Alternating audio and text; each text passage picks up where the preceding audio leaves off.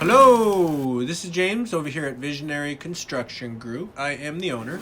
I did want to take the opportunity and do a quick walkthrough on one of the projects that we recently did back in 2022. And this was a very, very special project, and there was a lot of logistics that we wanted to make sure that we would be able to fulfill on. So one of the most important things when we're initially walking a project with clients is to find out what are all of the expectations. What are some of the things we need to know? That way you can keep your business running as efficiently as possible. That way, while you're looking to reinvest into your business and update and kind of bring things in the time, we're able to work around that schedule.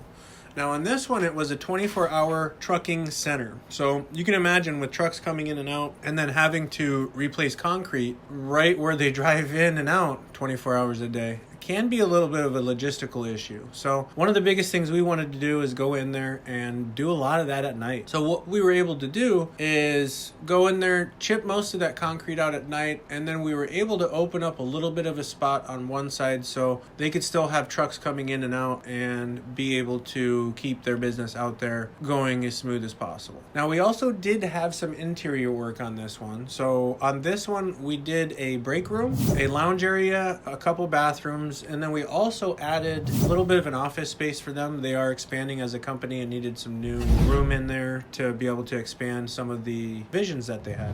When you're going through the video, you'll be able to see one of the biggest things obviously we have to do on any project is tear out anything that's bad or anything that's not going to be reused so we can get to a blank canvas or something that we know we can build on top of and it's going to last the next 20-30 years. So when you go in here, you'll see a combination of things. You'll see the concrete that we replaced out there.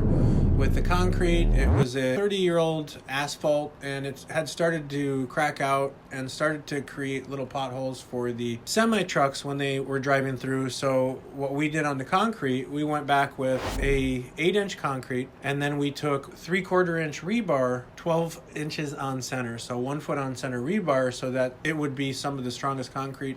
And then we came back with a 3,500 PSI concrete to ensure that it would be the best application for those big heavy trucks driving in and out 24 hours a day. Now when you're going into some of the break rooms, you'll notice that we actually ripped out the existing cabinets and we replaced them.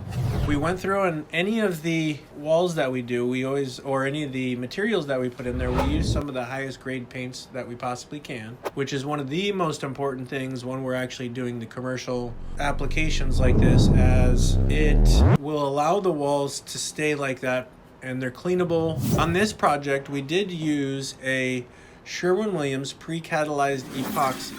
Now, a lot of the cities nowadays are starting to have that as a code requirement for their bathrooms and for some of the areas where there is a lot of water usage. Being that an epoxy paint is one of the most durable paints that you can actually use on a project. They typically use those types of things in kitchens, bathrooms, jails, prisons, churches, you name it, for one of the highest durabilities, cleanabilities, and longevities you can get out of an interior paint with such high usage on a normal basis.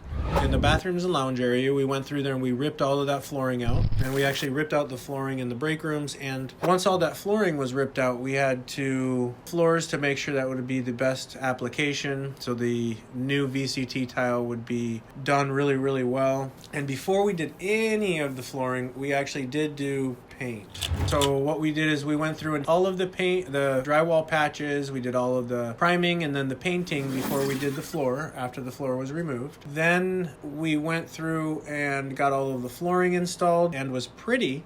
We went through and did a 6-inch cove base in most areas. In the little office area where the carpet was, we did do a 4-inch cove base.